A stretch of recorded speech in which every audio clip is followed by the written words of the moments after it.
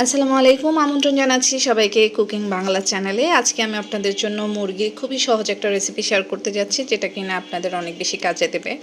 তো পুরো রান্নাটা দেখার অনুরোধ রইল। আমি এখানে বাটা মশলা বেটে নিলাম, সব ধরনের মশলা এখানে আমি দিয়েছি। ইনস্ট্যান্ট যে মশলাগুলো সেগুলো আমি এখানে বেটে নিয়েছি। তার মধ্যে ছিল আদা, রসুন, পেঁয়াজ, টমেটো, এলাচ, দারচিনি, কাঁচামরিচ, সব ধরনের মশলা দিয়ে আমি একটা পেস্ট করে নিয়েছি। আর এই পাশে আমি একটি হাঁড়িতে দিয়ে দিয়েছি তেল দিয়ে এখন সামান্য পেঁয়াজ দিয়ে নিয়েছি।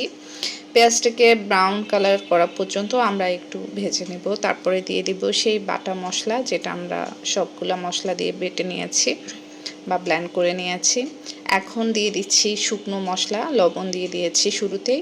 তারপর পরেই দিয়ে দিচ্ছি রসুন, হলুদের গুঁড়ো পরিমাণ মতো দিয়ে দিচ্ছি, জিরার গুঁড়ো পরিমাণ মতো দিয়ে এখন আমি দিয়ে দিব আরও কিছু আস্ত টমেটো এবং কাঁচামরিচ। এতে করে একটু দানাদার থাকবে, কারণ প্রতিটা মশলা যদি ব্লেন্ড থাকে সেক্ষেত্রে খেতে ভালো লাগে না, দেখতে ভালো দেখা যায় না। তো তার জন্য আমি এখানে রান্নার সৌন্দর্যের জন্য কিছু আস্ত মশলাও এখানে রেখেছি।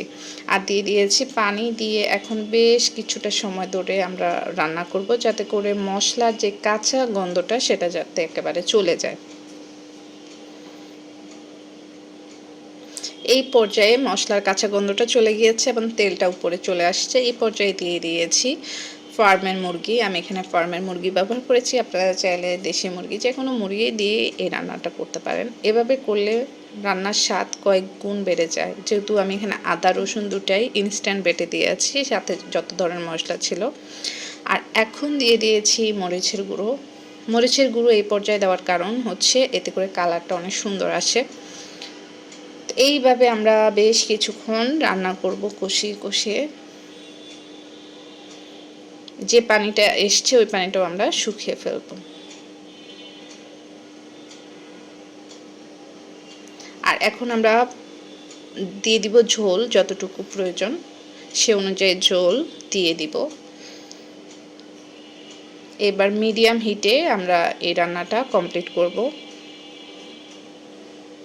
আর একটু পরে এসে কিন্তু চেক করতে হবে ঝোল কতটা কমেছে।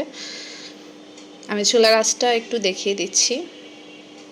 ঠিক মিডিয়াম থেকে একটু লো ফ্লেমে রান্নাটা করব। আর যারা ঝোল খেতে পছন্দ করেন তারা কিন্তু চাইলে এই অবস্থায় তুলে নিতে পারেন। আর যারা একটু ঘন বা গ্রেভি খেতে পছন্দ করেন তারা আর একটু জাল করে নেবেন। আমার বাসায় যেহেতু সবাই ঝোল পছন্দ করে, তার জন্য আমি একটু ঝোল রেখেছি। তো এইভাবে রান্না করে দেখবেন, কম মশলায় অনেক বেশি মজাদার একটা রেসিপি। আশা করি আজকের রেসিপিটাই আপনাদের ভালো লেগেছে। আর ভালো লেগে থাকলে অবশ্যই আমার সাথে থাকবেন, আমাকে সাপোর্ট করবেন। আপনারা অনেক বেশি ভালো থাকবেন। আল্লাহ হাফেজ।